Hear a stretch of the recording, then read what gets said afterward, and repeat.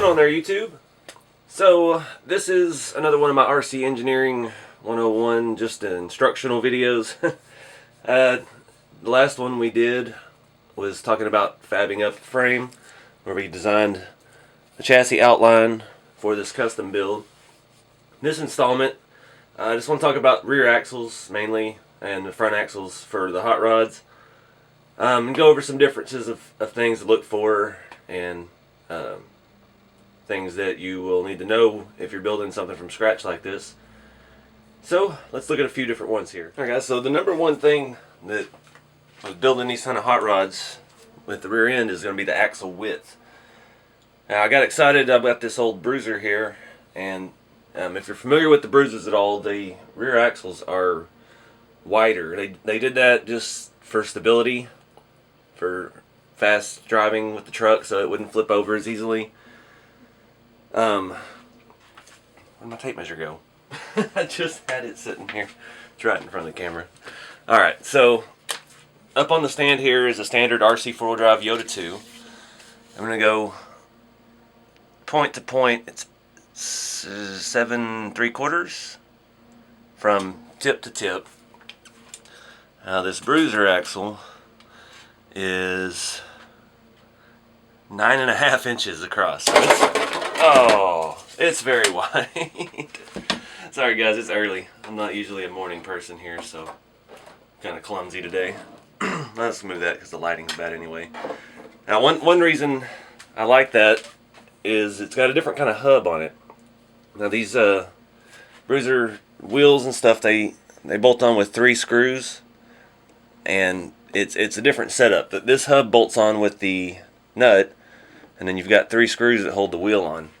And the original, I can't remember what year models they came on, but in the 20s and 30s you had a wide 5 lug pattern on Model Ts and Model As, I believe. And it was very similar. Your lug nuts were way spread apart. They weren't in the center of the wheel. And it was kind of a cool look. Wheels were different. They were a little bit smaller. The hubs were huge in the middle.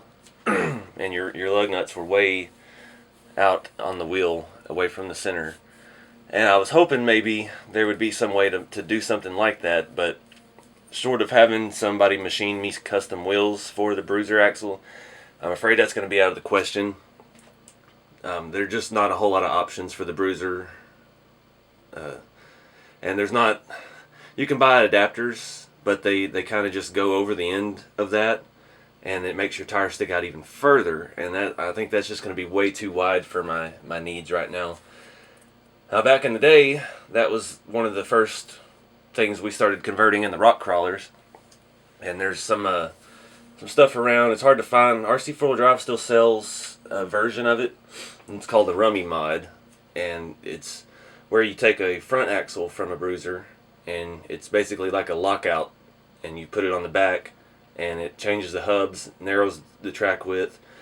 It's what we did to make bruisers scale way back in the day. Somebody ingeniously designed it, made it work, manufactured some, and it was one of those things you could find on the forums. And but you have to buy another front axle off an original bruiser and modify it, and then you still have to do the front hubs for your front axle. So it can get expensive just trying to modify those to work, even to make just a standard crawler. So like I said, I still don't know what I'm going to do with that bruiser frame. I'm kind of leaning away from using that for a hot rod, and I kind of already have everything here I need for the hot rod to make just a 2-wheel drive. So I don't know. Nothing's off the table. Nothing's sacred. We can chop it all if we need to. But if I got that bruiser so cheap, yeah. But it's a good foundation. It's pretty solid, so I don't know. We'll cross that bridge later. But the problem I'm having with this body is it is very wide. Now when me and Nightcrawlers 3D designed this, we went roughly 6.5 inches because that was the width of the Roadster back there. We based all our measurements off of the Roadster body. So when I did that Roadster, I had a problem with my Yoda 2 not being wide enough. And it ended up working out. I bought wheel spacers and stuff like that. It worked out. All I had to do was reverse those 155 Landies, and that gave me just enough clearance on both sides of the body. Excuse me. So I'm hoping to run across the same thing here. What else? I've got some other axles over here. I know a lot of folks have been asking about this front axle. Now this is a custom piece. I've been buying them on eBay. I don't know where else to get them. It is custom CNC machined. They are 1 centimeter drop. 1 centimeter is about, what, ½ inch, 3/4 inch? I don't know. On the Roadster back there, I use the standard Tamiya semi-truck axle, just straight, and it could use a drop axle in the front. It might make things look a little different, but I'm not messing with that one for now. I've got enough other projects. I'm not going to tear a finished rig apart. Now they're kind of pricey. They're about $50, but it comes with everything. It comes with the knuckles and the spindle. One issue that I have with these is the hole for the pin on the axle is never big enough. This is the second one I've bought, and I've had to drill it out. And I can't remember what size, 8/64 or something. It's the perfect size for it. It's always just a hair too small, and I don't want to risk damaging it, so I just drilled it straight out. Yeah, everything else on it's pretty nice. It has a few differences from the stock axle, like your threaded holes here go all the way through, so you can mount it either way, which, I mean, it's the same either way, but it doesn't matter. It was handy for me the way I mounted my radius arms. I just screw straight through there. That's what I've done on both of the other rigs so far. It does still have the blocks machined into it, so you could run it on leaf springs if you wanted. Still haven't. I've been dreaming about it. Me and Cyanide Tube had talked about it. He's got it on his hot rod with the inverted leaf spring, like the traditional style. But it works on his because sorry, his front axle he custom made, so it's a lot wider. And you can see the standard leaf spring here is just way too wide for that, and there's no real way to attach the ends to it.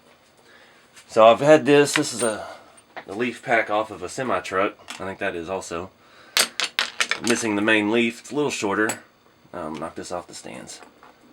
But that's the only way. I haven't figured out yet how the best way to attach that. I've considered cutting grooves into the axle and just having it kind of wedged in there, and then this part will be clamped to a cross member on the chassis.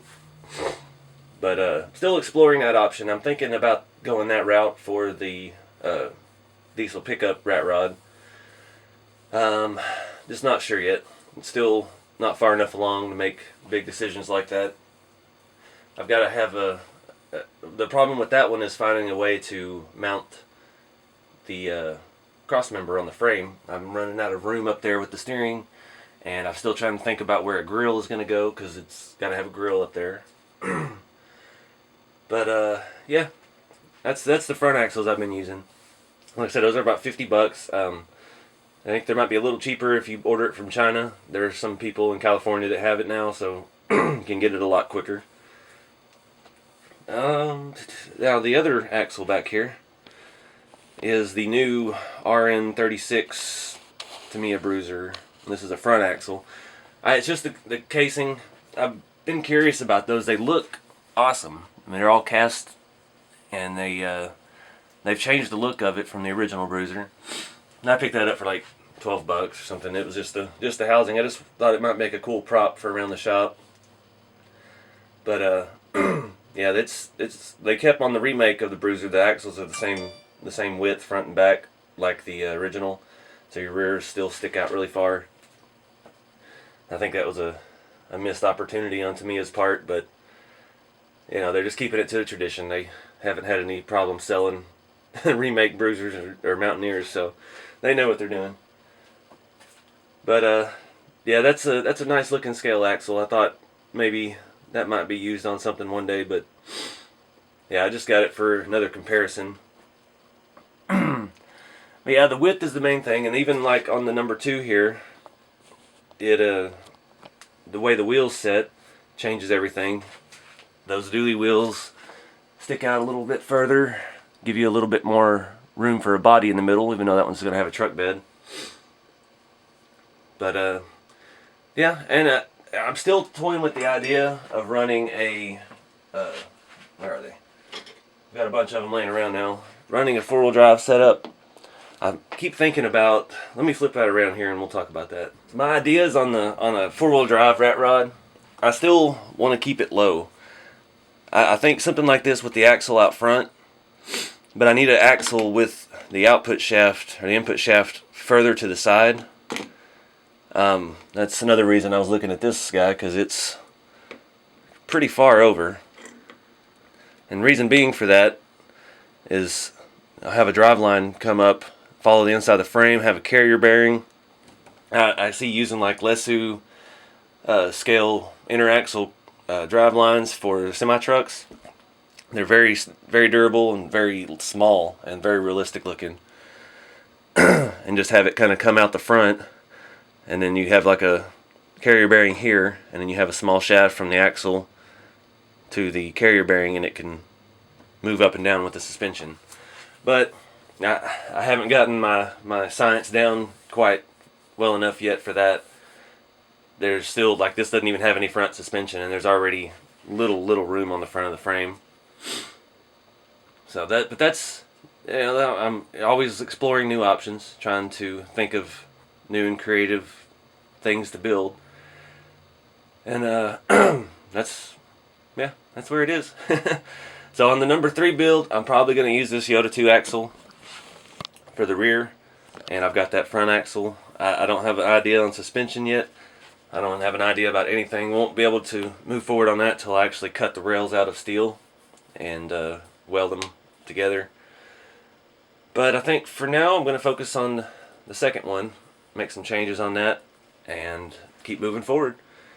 So anyway, guys, no, that's really wasn't the point to this video, just kind of talking with you, sharing some ideas. But appreciate you guys watching, and hopefully have a good Christmas weekend and a Happy New Year, and I'll see you guys in the next video.